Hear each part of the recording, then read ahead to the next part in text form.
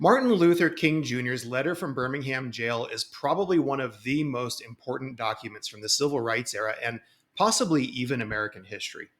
Although I'm sure you're already familiar with the civil rights movement, Dr. King's efforts in Birmingham are particularly noteworthy because Birmingham, Alabama was a key battleground for efforts to end racial segregation and Jim Crow laws.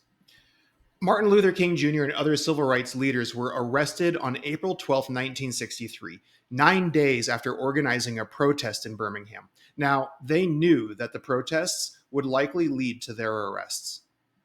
King wrote this famous letter from his jail cell on the margins of newspapers and smuggled paper.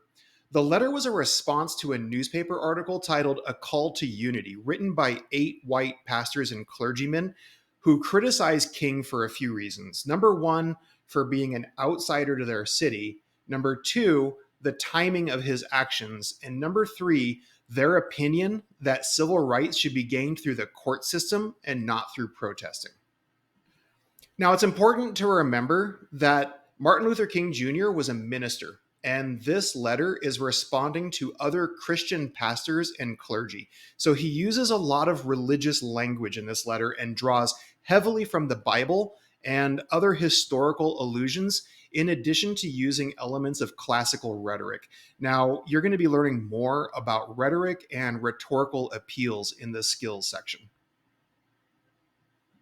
But before I let you go on the letter, I want to briefly discuss protest and civil disobedience. There are many different forms of protest, including marches, picketing, boycotts, or sit ins, where demonstrators peacefully sit in a place where they're told that they don't belong, such as a whites only restaurant or in the front section of a bus. And although these were peaceful forms of protest, their goal was to disrupt the city, to gain media attention, and to force politicians to enter into negotiations with civil rights leaders. These forms of protests are acts of civil disobedience. And despite being peaceful in their intent, acts of civil disobedience are typically met with violence. But civil disobedience is a peaceful form of protest. Those who practice civil disobedience refuse to obey laws that they consider unjust.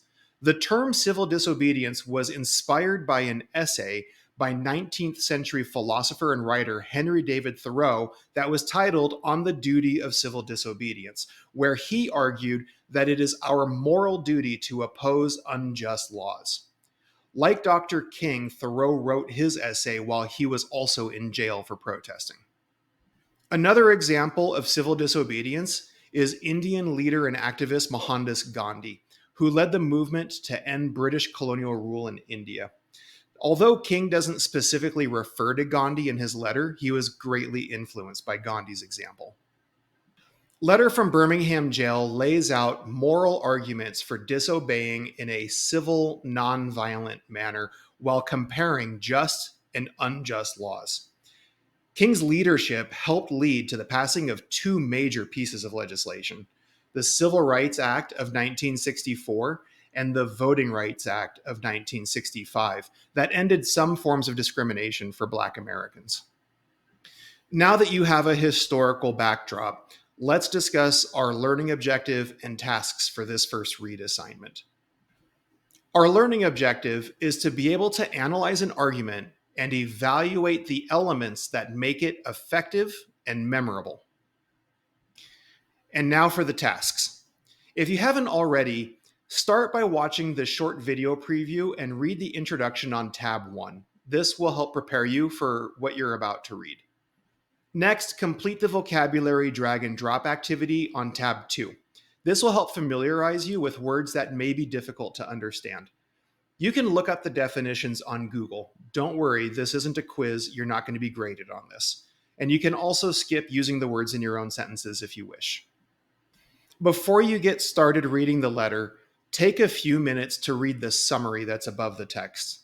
This is a lengthy letter, so the summary is going to be a huge help in following its main ideas. Now that you're ready to read the letter, slow down and take your time. As I mentioned, This is a really lengthy letter, and it's really easy to get lost in it. You're going to definitely want to annotate as you go. You're going to highlight and you're going to want to write notes on things that stand out to you as being important details.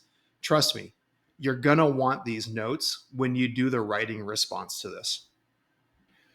Once you've finished reading and annotating the text, find a partner and discuss the skills focused questions that are beneath this video.